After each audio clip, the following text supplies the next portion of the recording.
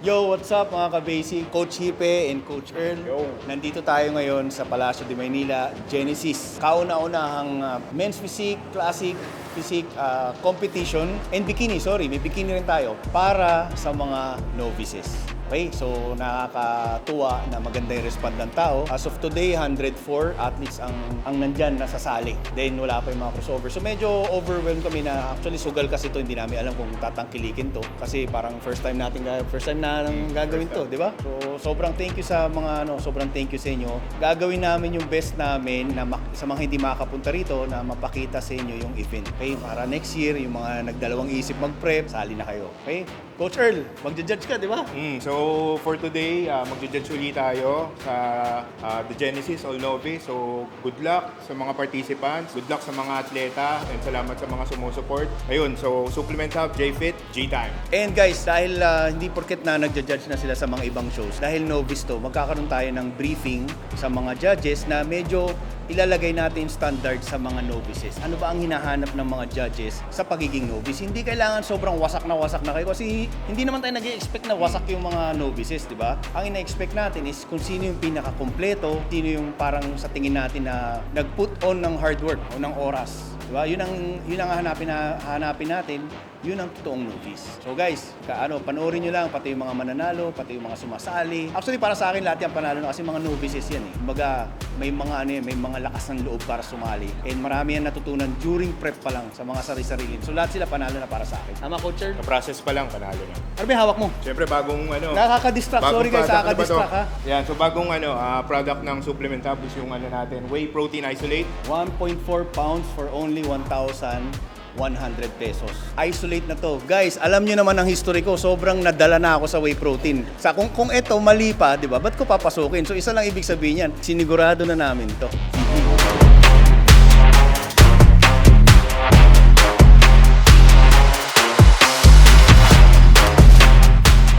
Yo, what's up mga basic? Andito ulit ako. So medyo inaayos natin yung flow ng mga tao papunta sa mga booth. Kasi as you all know, lagi akong tumatanggap ng booth para sa mga businesses with fitness para makatulong, magkaroon ng exposure, kumita ng konti. So ngayon, iniba kasi namin yung look ng stage compared sa mga nakasanayan natin. So medyo nagkaroon ako ng konting problema in terms sa ibang mga booth na nakapwesto sa far right natin. Medyo trabaho, gawa tayo ng paraan para magkaroon ng flow ng tao dun. Okay, kasi syempre sa mga nag-avail, hindi namin kayo pababayaan. Gusto namin yung exposure ninyo, magkaroon ka ng exposure lalo. Siyempre, kumita rin makabili ng mga products ng mga audience natin o yung mga athletes natin. Hindi namin kayo pababayaan. Okay, pero thank you sa mga nagtiwala. Again, Batang Hipe, June 22 ha. Kung gusto nyo mag-avail, meron na naman tayo. Again, puno na naman yung booth na yan. Ngayon, okay naman yung mga booth natin ngayon. So, sobrang ready tayo for kung dumami yung tao. Hopefully, dumami. Pero athletes kasi ang dami na eh. Yung mga audience naman ang iniisip ko. So, medyo busy si Coach Hipe ngayon as usual. Wala pang tulog from seminar sa Lipa, di ba? Pero GG lang, naka-prep pa yan ha, basic.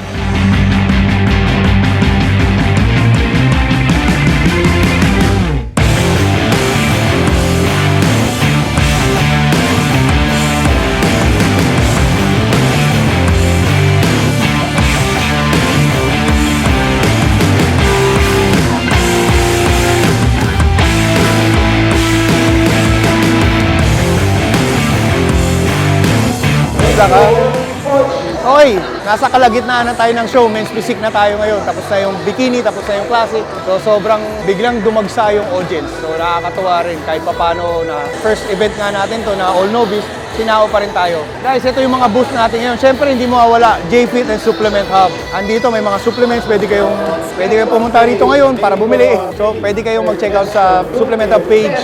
Shop namin which is Quezon City and Alabang. BF Home. So makikita nyo yun. Meron tayo dyan. And may mga kaibigan tayo sa industry na nag-avail ng booth natin. May mga food stall tayo rito. Meron tayong, andito rin yung si Mutant, si Sikan which is an active training gear, si Brix. Si Brix is specialized sa mga sweatshirts. Actually, bumili nga ako kanina, shorts nila kasi trip ko yung ganung forma. Uso ngayon yun, di ba? Nakakatuwa lang. Papakita ko lang sa inyo through B-roll yung mga booth natin ngayon. And sana mag-avail ulit kayo this coming Batang Hipe.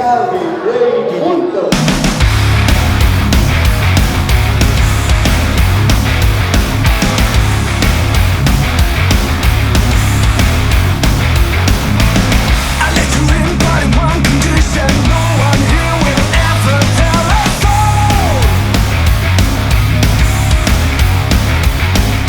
Okay, so break time tayo ngayon before the last few divisions. So si Mutant, magbibigay siya ng mga supplements. Actually, nagpalaro siya, namigay.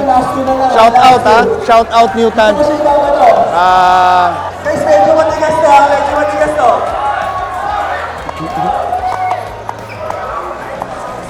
Maraming salamat, guys. So ayan, Mutant, Sir Brian Ang, thank you again sa pag-support ng competition natin. Thank you rin sa mga pinamigay mo sa mga audience, sa punta. Thank you, thank you. Hopefully makatulong din kami. Nagkaroon tayo ng mutual, hindi understanding, helping. Di ba? Natulungan namin kayo, natulungan nyo kami. Again, thank you. Shout out na lang sa lahat ng mga booths dito na I hope na lahat kayo masaya, uwi kayo ng masaya. Kasi yung booth namin okay na eh. Kayo naman. Let's see how you do under pressure. Oh, yeah, I've been wanting this forever. I've been in the field with whatever they throw at me. Brush it off, pick myself up, moving on to the better. Okay, hey, yeah, ain't no errors, baby. It's a new era. I wake up early, feeling rich like I'm Kesha. I get to the paper, boy. Extra, extra. Walk with me, you know that I got it. Come with me, let's take a trip to the islands. We up on the jet, we'll do more than just fly on it. Stand on that hill, you gon' Okay guys, so katatapos lang nung Transformation Division. First time natin ginawa yun, I mean sa mga shows. Medyo ano ko, parang nasa ano pa ako ngayon, hindi ko masabi, parang emotional. Na-emotional ako kasi priniset nila yung itsura nila before. So ginudge sila, ginajudge sila, hindi sa itsura nila ngayon, kundi kung ano yung itsura nila noon at ngayon. Kumbaga yung transformation. Sobrang nakaka-inspire kasi sobrang grabe talaga, galing sa sobrang laki. Kasi ang pinag-uusapan dito, hindi lang 12-week prep eh.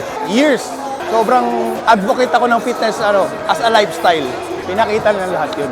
Kung ako lang masusunod, walang matatalo eh. Lahat ng 13 o 16 na sumali, para sa akin, champion lahat. So siguro next year, ibahin ko to. I-surprise ko na lang sila ng special award silang lahat. Kasi walang talo. Okay, so